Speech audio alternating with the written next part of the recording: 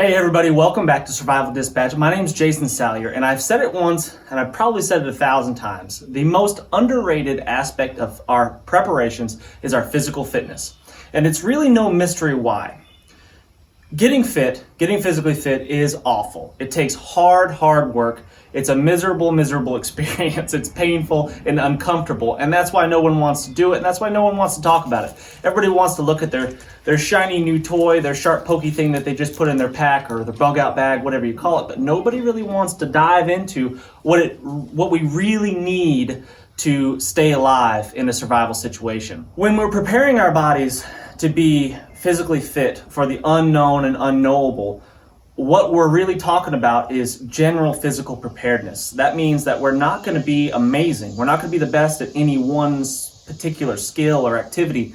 I'm not going to be the best marathoner. I'm not going to be the best sprinter, but I'm going to fall somewhere in the middle. I'm going to be mediocre at a lot of different things. Now, the first exercise that I always teach is the squat, because the fundamentals, the principles of squat can be transferred and applied to basically every other weight training exercise out there.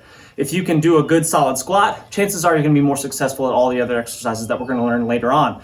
And a squat, to be honest with you, is probably the king of all exercises. If you're just going to learn one, you're just going to do one. A squat is a really good choice because it has a really high hormonal response.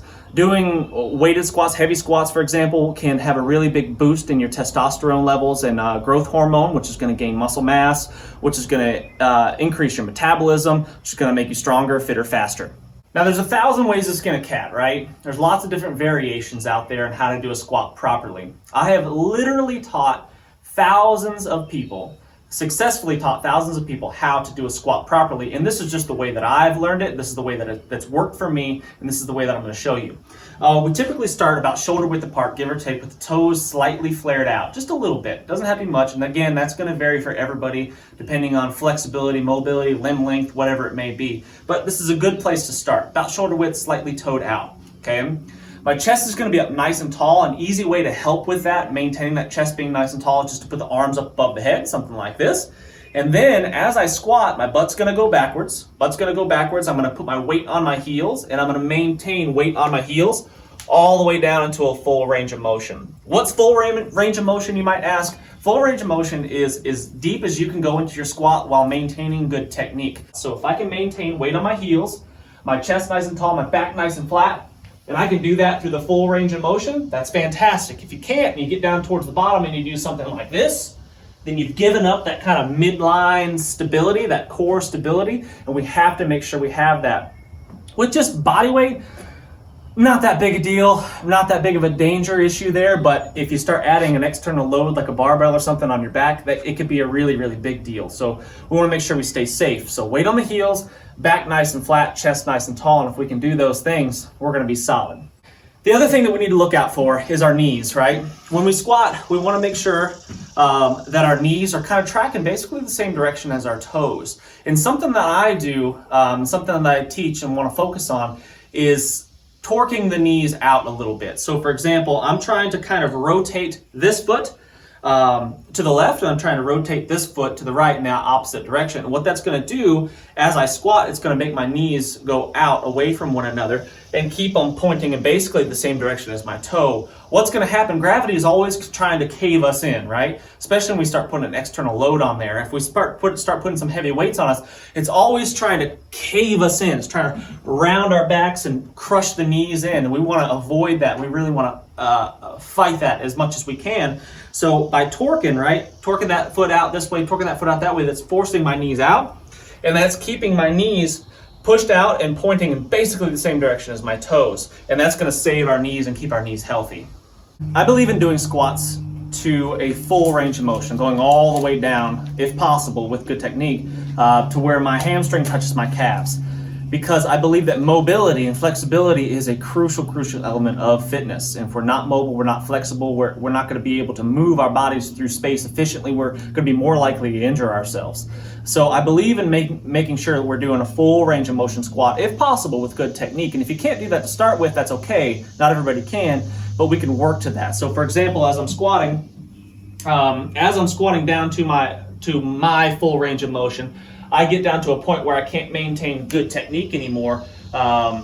I need to stop. And then the next repetition, next set, whatever it may be, I need to work on getting a little bit more. So I get down, I'm down, I'm down, I'm down. I'm really trying to focus on keeping my torso upright and staying on my heels, and I'm pushing myself down deeper and deeper into that squat with good technique and trying to improve that. And you'd be surprised at just doing that. You don't have to do any other stretches. There's no other magic voodoo that you need to do to increase mobility other than squatting. If you want to get better at squatting, you want to get deeper into a squat, doing squats is going to help you with that. Now, once we become proficient at a body weight squat, we can do it successfully, we can do multiple sets, multiple repetitions correctly with good form, and we're feeling pretty good about it, we can start adding that external resistance, adding an external weight such as a barbell. It doesn't have to be a barbell, it could be really anything, but a barbell is an easy thing to hold on to. It's an easy way to incrementally add or subtract weights, and that's why they're used so much.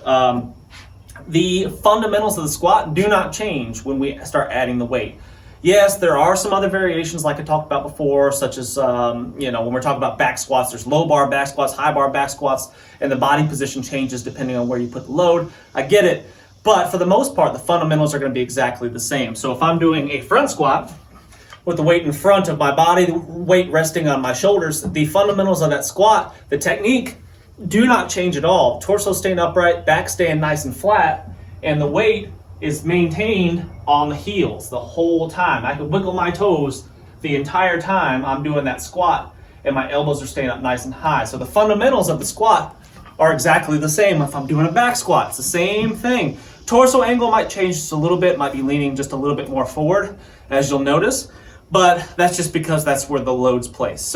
But the fundamentals of the squat are exactly the same. Weight on the heels, back's nice and flat. I'm still hitting that same full range of motion. If I'm doing an overhead squat, very, very challenging exercise, mostly because of mobility, not because of strength, but same exact squat. Nothing changes, same exact technique. So, once we've learned a basic body weight squat, a little out of breath, I need to work on those. Once we've learned a basic body weight squat and we can apply those fundamentals to front squats, back squats, overhead squats, makes it much easier, but we need to dial in the basics first. So I would suggest that you work on body weight squats, getting those really refined, getting them solid, where you can do 50 unbroken without stopping, just up and down, 50 unbroken before you start trying to add any resistance. Breathing is also something that's pretty important and not talked about a lot when squatting. Breathing in a big deep breath, filling up all of this with some air, and then maintaining that while you're doing your squat, at least until you're up out of the sticking point, is important. With just a body weight squat, not that big a deal. But when you start adding some weight, back squat, front squat, whatever it may be, you've got to make sure that you can maintain that core really tight, and breathing in a big deep breath and holding that breath in while you're doing it is super important. I've heard people say, breathe in on the way down and exhale on the way up. People that say that have never lifted really, really heavy weights before. And I'm not saying I'm the world's strongest man, but it's all relative. Heavy weight for me, I need to hold in that breath. So what I'm gonna do is, as I go down into my squat, again, with just body weight, it's not that big a deal, but when you start adding that weight, it is. So as I go down into my squat, I'm gonna take in a big deep breath, fill up my belly with air. I'm gonna let that belly fill up, and then I'm gonna lock it down tight. And lock it in really tight so my torso is maintained, and it's like something that you can compare it to is like an empty Coke can. I can crush an empty Coke can really, really easy just by stomping on it, right? But a full Coke can, an unopened Coke can, is really, really difficult to do because it's got that fluid in, it's got that rigidity, it's got the fluid filled up inside of it. So if I can maintain that, and I let it go only once I'm past that sticking point. The sticking point is once I'm past the most difficult part of the squat, which is usually somewhere right about there, right around a parallel point where my thigh is parallel to the ground. So breathing is really, really important. Big deep breath, lock it in nice and tight, and then slowly let it out once you're past that sticking point. I could almost certainly spend the next 3 hours talking to you about squats and all the subtle little nuances that can help you be more proficient at a front squat or a back squat, something like that. There's lots of little details, little tricks of the trade that can help you. But I'm just trying to present you with some of the basics. And maybe we'll do that stuff in future videos. Maybe if that's something you guys want to see, we'll talk about front squats, or we'll talk specifically about a back squat and how to be more proficient at it, how to move more weight. But I'm just trying to give you the basics, a starting point, place to get started. And if we can start with a squat, we can get dialed in with that and get really, really good at it. We can move on to bigger and better things. I really, really appreciate you joining in. Appreciate you tuning in for this video. Make sure you hit the thumbs up, and we'll see you on the next one. This month's Survival Dispatch Insider is about securing the perimeter, keeping what you want in and what you don't want out. And I have got some infiltrators in my perimeter chewing through some lids on some buckets in which I keep some chicken scratch in, and I'm gonna have to make sure I address that. And an interesting article that I was reading in the Insider was talking about lighting, basically. Just criminals, bad guys don't want to be out in the light, right? They want to be in the dark, shadowy places, and if we can mitigate how many of those dark, shadowy places they can hide, then we have the advantage, right? And one of the things that I'm going to be doing is I'm going to be installing some of these solar powered lights, and they're motion sensing floodlights, basically. So if they sense any kind of motion, any kind of movement, they'll kick on and illuminate the area. And at least it may not be the best. It may not be a tripwire with explosives attached to it, but it's something. It's something that would deter, maybe keep a bad guy from coming this way. Be like, maybe move on to easier prey. You know, I've got this place lit up on all four sides of my house.